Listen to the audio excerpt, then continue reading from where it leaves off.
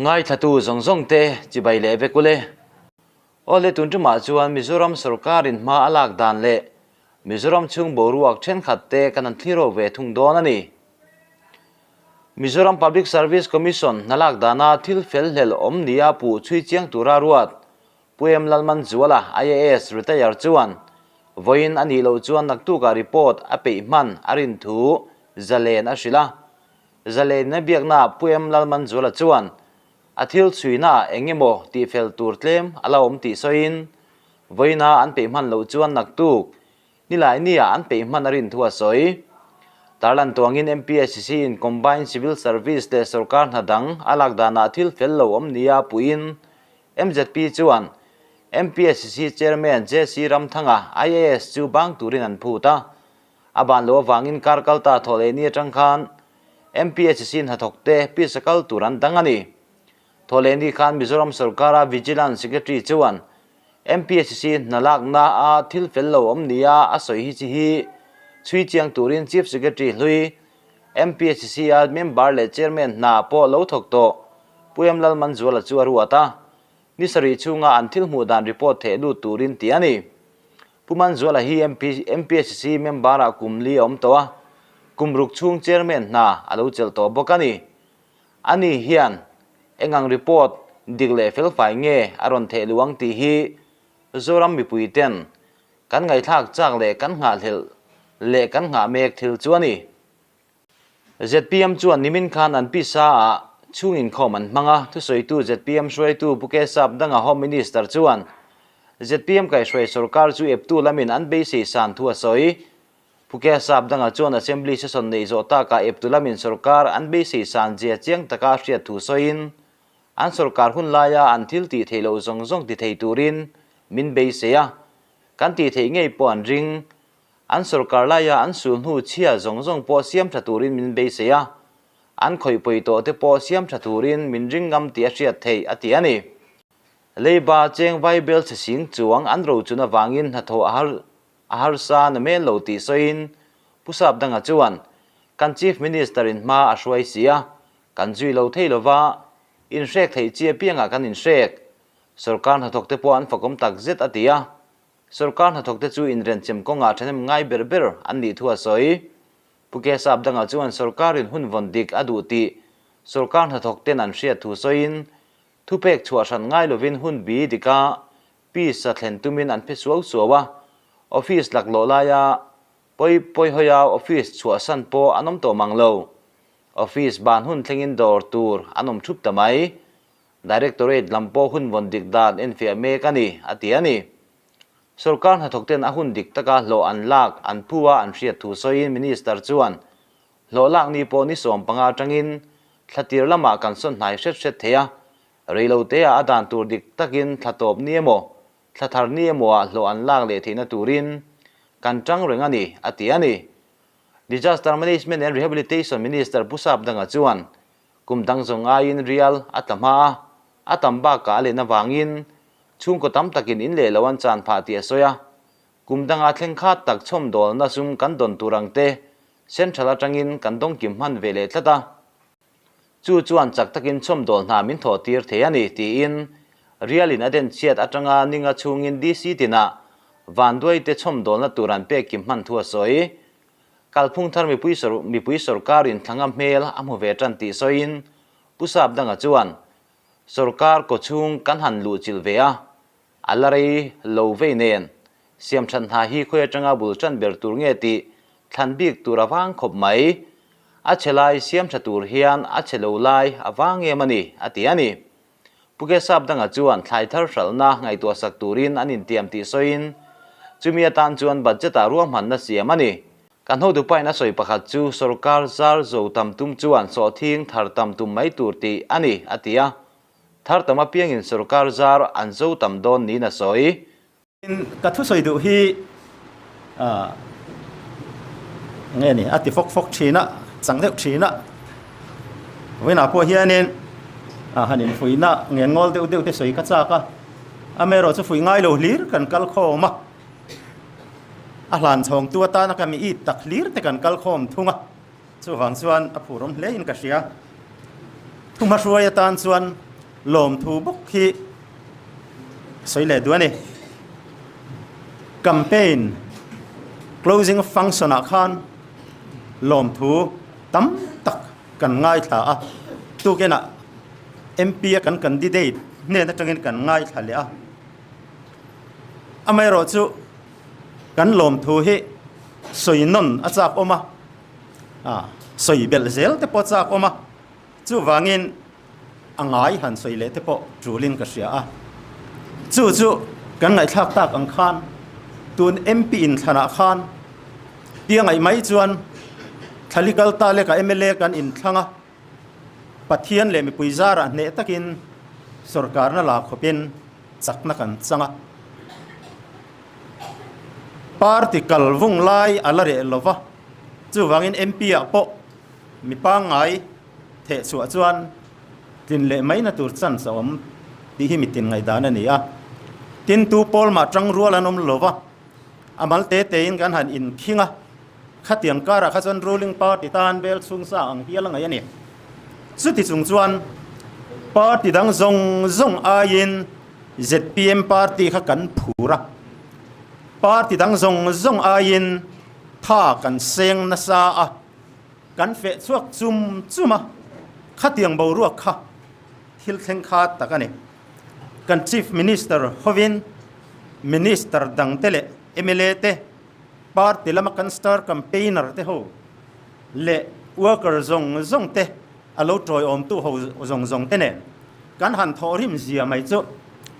in MLA in thana kan vote mu tlem na ber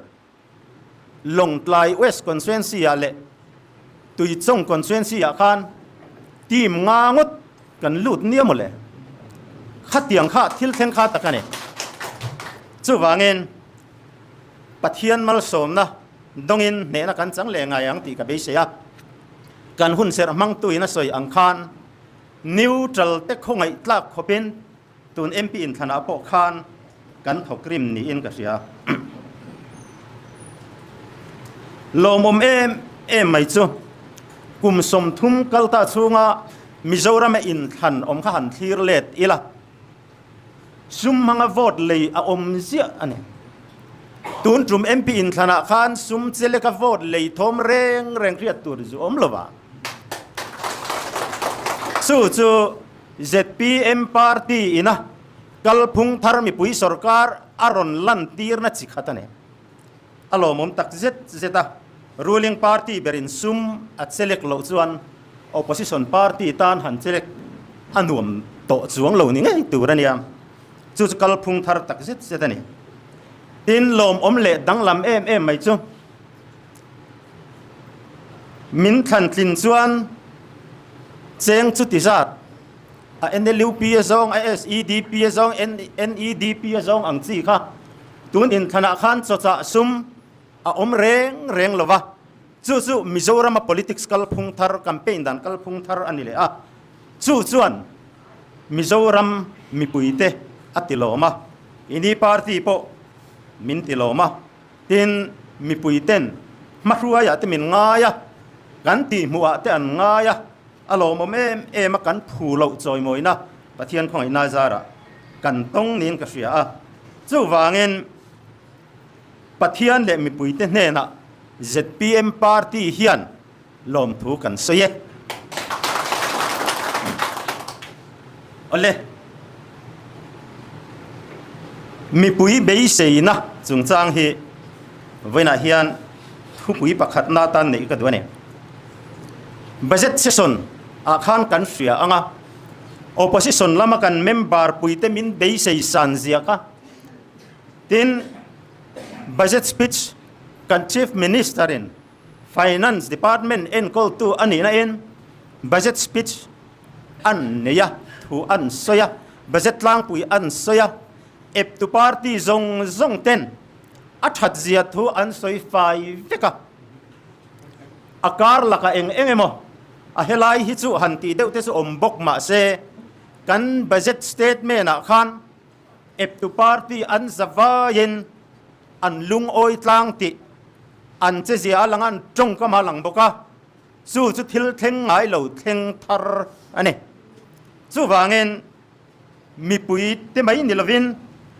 ep tulama kan rong bol kan ram rong bol pui te hian nas takin he sarkara hian be seinan nei ti asiata an ti theilo te po ti theizel turin min be sei ni khana langa chu mai ne lewe dan ti sual te po ron correct vet turin min be sei ni khana tiat the ne leiba vaibel se sing chuang min nut sia te po kha ron rul sak deuh puk puk tur han min be sei ni khamom alo mo me mane amai ro chu leiba rul na te hi va na chang lot langot thei si lova vaibel se sing chuang ba bulhan chan chu amangan thak ve angreng khop mai amai ro chu kan chief minister in ma hruaya thorim na konga ma hruaya in zoom kar in renchem konga ma hruaya a ho ten kan zui lo thei lova ti chuan sarkar chunga na men lovin in renchem na chi sang kan han neya tin sarkar na thok ten fak om tak zeta thu nei tu ten sarkar nei tu ten an du zong an hoi zong an puan le an che jian ti lan kha in renchem konga te chon official te kha thiama lei an lo nia in zoom kar konga po rot na siam thiam lei an nia ke ni ho sarkar kan han lut ve thut mai kha u chairman ti hun le pu speaker ti hun po kan khemang lova a chang le pi speaker te kha kan tia chu tiang vel chon kan zan lu tak zet kha nia ka soi thina kan se son masak berni phei kha chuan we me section meeting ang mai kha nia masa ber han ding sual zak kha ke ma kha nia chu wangin kong kan bo le ti kha mitinin min fiat pui amai ro chu thorim hi pathian in mala som ti atakin kan ria tuna chuan kan ria tangin sarkar office han enila dar ko atan tur tiania dar ko hen office an phusu sup to mai ni mole tlai dar nga hi ban hunaniam office lak lo la ya poi hoi ne ya chiat ni that ni ka chung te ka thian te vuina ka chung te in nei na tiang chia office suasan mel hian om to mang reng lova office hun bana khatiang poi hoi kha chu an ti maya tlai dar nga te hian chuak tur hi kan in zui duwa to mai ne chu tiang chu he kal phung thar mi pui sarkar ji arang chiang takakan mu ania chu wangin ZPM sarkar a hian sarkar na thokte an thokrim chungin an lung oya an tha amuang ti an mit me ale an che zia hriat theya thuan oi dana hin an lung oi te hriat thei tak zet ane chu mai ala ni lova kan sarkar masa khanin han sel lo ram te poi han tum mai la sum man dan chung changa tetle min an lo tu tui lo dewa tun ma in sarkar kan om ve ma politics kan lu ve ma chan chin buwa kan om ve la kan lo soi thin le ram ve intia mitlem te kan in hor khoma kan soi thin state sarkar a hian sum atam to kan ni man dan sudik se kan in dayanga mason na athengang tia kan lo soi thin kha hun rei lo te sarkar chung rila kan han thut ve chung thali mo lek chung hian kan lo soi suang lo ni ti chiang takina mu thei ani in renchem ko ngate sum hai lu ko ngate kan finance chang tu kan chief minister in thei to an chua chu chuan sarkar masalama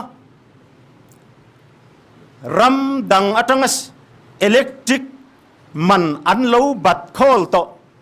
rule an lo tum lem lo te kha kan han rule tla thei tamaya dam lo te tan puina healthcare scheme avai bel cheza te me leiba kan lo thek mai mi puina dam lo te na an lo mang an pui te po kha enge moti in ทะลิชุงินกันหันรูลตะเวเลตะมะpolice ten ram ven hin na le mi pui ven hin na tan an vei wa kwal na an ti e di e pung khom rul reng kan lo tum lem lo te po kha he sarkar thalia upa hian an rul tla ve le tamaya heng zong hi kan ti thei po ni lo thei to pa min trong trai pui tu te trong trai ra thei to pa tha kan han sen ve kan thiam to ka kan ho tu pa ho ba kan han lak khom le kan han in ren chem ve ra ani a chu wangin kan thiam tak em wang mo kan sak em wang po ni lo wa min trong trai sak tu te trong trai na pathian ni na chang ani main kan ria kan ho tu pa hi fakmol mola phu sarkar tir atang khan file ane na lut khom athanem ema eng file main zan ariak ngai lo akir suak le vek manchin so ro pu ne voi khat phei chu a he to em lo wanga tu man lo thil lo ula kan pi bersonin angak thina zan na thokhi chun lama file en man lo interview le mi komin meeting in hun zong manga zan a file en thina office lo chuan ati chi box si lo wa dar khat ti dar ni thi thleng thina zan khat chu kan pi ber hian lo mut sana alu kham kha lo thuruk sakane anti rian danen chuan zan re lo ho khan mamanu lukham kan nei ve don na nge antia muhil der ti ria de mai hianin idu le file khalu kham ro alo tian ni ame kan ho tu pan nan thok tak su ho tu nu pon file la thi kan ni chu ma le ma se khang kha ram le mu pui ten kan sora ni vai khat chu pa khat hian nen in ho tu pa hi a thok vak ma a ri tlan om pai kan thremang bok si lo zina ngai le la he na zinang zunga in ho tu pa in thri chiang lo mo robot ani lo mo wa tia ani ta kan ho tu pan thu fung hi chu en chian mang lo chun robot te po ya anga om ve viau reng ania zir tom ni khanen khor ina ka kal ve nu pakhat hianen lo thu te bula min thu tira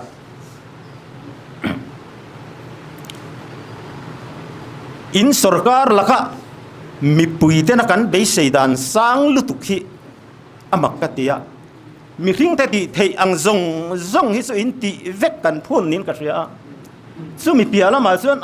pathian ang tluk hialin kan ngai chu ni mai hian ka ria atia ti takzet khana soya ngoi te ka pi chu tiang em zong ani lo te ve ke ni hi khil chopa sarkara na thok mai kan ni e amai ro chu min lo tong trai pui ru o ka te chung te so ya ngai lo zinga ko khan in khom hian sarkar thara din china hi chuan sarkar ho tu te tan ti in ko khan tam tak hi kan tong trai ani zing tinin na tia chu ti kan ni karin na chu kalna pia nga hian zing tong trai in khomakal thin ho te hian eng ti zia nge moni sarkar ho tu te tan ti tu tin hian mi pakhat talin tong trai sabje kan tho thin an ti deu zel maya han soi kha achi nge chi lo ka hrelo ba amai ro chu tong trai sak tu kan nga ti hi chu hadrula ni lawa alom oma soi chua acha oma chung te wang chuan yang mal som namak tak hi kan dong ane hei kumdang ain real tla ma avoi khatna kumdang ail tlang lianin hlom ron tla chian nara thla takin april ni khat thendon zan khan mizoram min nuai ani kha kho khata in zani somruk te real in adeng chia ani kha thilmak tak mai chumom april ni khat chu financial chan tir ni ani teru khami ma khan kumin chunga disaster management ta na sum central sarkar in mizoram ta na pek zong hi alo thleng kim vek man niam le mi ring ti thei ani lo kan ti ani department lampon kan ho tu ten disaster management and culture in men han da ve a ni khat nia kan han meeting nga la ti chuan ninga a khan chiat kan to ni atanga ani nga na a khan dc zong ne na chiat tok zong te ne na an chan tur ang pe kim vek thei turen pe kim vek thei turen fan ninga a kan da kim vek manane chung te chu kan thok tu te pon mak an tia ke ni pon mak kan tia dco pon mak an tia amai ro chu mp in khan buain dco te an buai maya in khan department lam an strict sia visual pal an lau sia chu wangin in khan vote thak zo lama sem mayang tin an lo khe kan ni oma chu chu kan lo khasi lowa kan in hau nual nge ya ni zan te khanin kan han in au vaka in poni se la mulo pal te poin tun kar hi chuan an mu tur ang an mu kim vek kan be se ne nimin loka ron thok le te pok kha nimin la khan thok tu te an fe chuak nga la voin lama chuan tlai lama report kim chang kan don thei kan be se ya report kim chang kan don ruala pek mai tur sum hi athian khong ai na zara aboma kan kol ra na ne ale apani na tan chuan a chelai siam that thu toy tein kan sei le duwa kan soita kan khan kan hunala toy maya kan mi kan sa ten be sei engemo in nei a om kan ha zia kan lo ha rei zo zai to zia kan in khiat puya tun haya po state sarkar tu ka kan ha zia te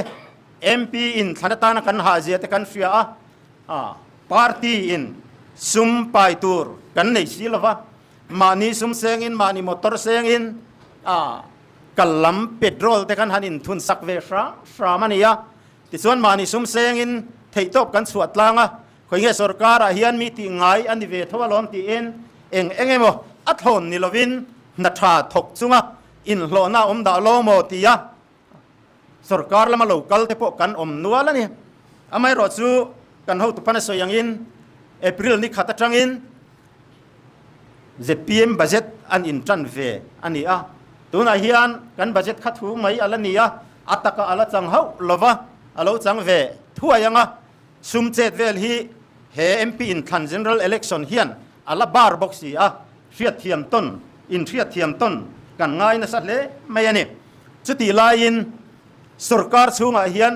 khoi lai hinge achelai siam thattur ni angti han zir chinela kan chung ala rei lo te le reng nen khoi lai kila tang hian kan siam that nang ti in han va kwal teila kil tin mai hi siam that ngai lai alo ni fai vek mai ni kan khiat la re saski sum kan sandar dante nabat sum kan pu ka kat sandar kan chendar dante kai hruai na chuam te me umai state investment roadling ramtana roadling siam na ta na sarkar lai puin min ron puk tirani roadling siam lo an lo wangin vaibel cheni ayat lem lovin budget sia project siam tur ti en kai hruai na in zia ko bane kan ho tu masa te khan vaibel cheni le achung lamin project chu an han siam ngei maya chu project chunga chuan mla ten an han chan dar tak maya a then nuai nia chu ka then nuai nga then nuai som thuma a then rong noi nan a then kalvat siam nan a then railing siam nan state investment policy kha chu tiang chuan kan chan dar ta vak mai ni chu chuan har sat na min siama sarkar kan han in thak chia po khan ati ngai na wang em mai ni chu wangi kan wa kartam takte alangin saski sum kha kan hu phasi amai ro chu thok turin dik taka thok turin kong sa ngai na lova tu na hian engzat nge kirle engzat nge lap engzat nge khotang a khiat le thei lo reng kil le lam kan han ena ai kal sang thum chuang an lo oma sang thum zathum somruk pangangot mai sarkar mi nimia lo sarkar chunga na tho dan ril berpo khe thei tura roi kan oma chu chu diklo lai chu ni ai kal te hi sarkar min ni lo sarkar ha thok turin rin om na thu pon tiam lo tu te ne mon ma ni ayat tanan lo lak ngot ane chung ho chon thil han ti sual ta sela an thil ti sual china chon sarkar mi pon laman ni le dai do na rem na kan lek do na ni chuan a ruai tu khale ka ngai ti sual lo tu kan rem ngei nge ya ngai do tin sarkar mi ni uklovin ni chena kan sai ang khan file te cho zawai hian confidential ani maya file an pu ko ya confidential uak ka an du hun huna an keu the yani chu ai kal lak that lo na lian tak chu ne chu wangin hei hi chu ti bo nge kan ho tu ten tran ti a model code of conduct hi han liam te se frame yang chu ayat le masual ne de lek attach ala om le a tu na hian attach kan in chira sang li kan in chira tling ani tho na tur mun ni lowa inda kol be ma zir tir tu tur directorate office LDC chor chu tiang ang chi sang education kan soi mai po department da po tamania ho ma den tam em mai ani tho na tur mun dik ni lova thok te hi chen khatsu department in ren siama atrul em wanga mi tlem si narit zok om nalama mi tam si na thol zok om te va kho awanga atat si chonom chung chu kan fethiam chen khat te hi chu lol devin hen mi hi he tan lo daru an ti wanga da ngot ani khatiang chi ho khachu tu na hian kan reveka gut kan phar thei hun chu in chiam ram hun ani mai chu wangin a chelai siam that na hi abu pui the na tur ani ya a hun a lavak to lave ale a top na tan thar tam mel tha ti in thupuya ka da akan chief minister bokina soi thin hi ka benga cham reng MNF paso thing po ni se buk na mun alo thlen phot chuan alo thlen masak chuan kan buk masa tho thowanga ti thin kha chen khat chuan kan hel deuh ma se alo thlen miau chuan buk lo thei ani lo cheng sing thum sing li hlep tuma khoi lai kor hinge ka siamang otia va ai chuan kan khuai kalang u khuani wa tang u trin hi mun taliwa tang u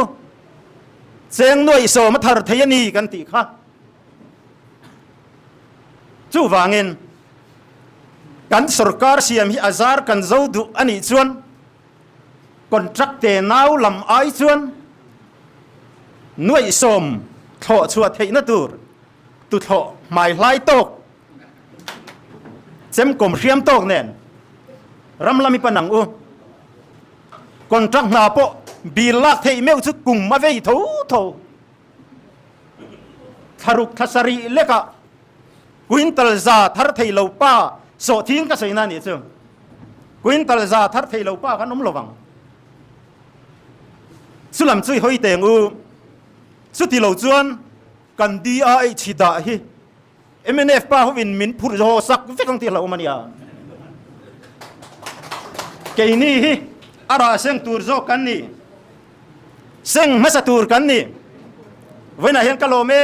em chan chu ni chi na kan ngai thak ang khan a party office lama te kan om thaman manglo mitam tak mani khua lama so thing mun vat kan om ti kan sia hei hi lo mo mani a thar khuna nga le lo me ema chung huna chuan a ma suaya abuk tur nei tama kan tran cheu thil turin thei top chua turin ka in cha du ani kalome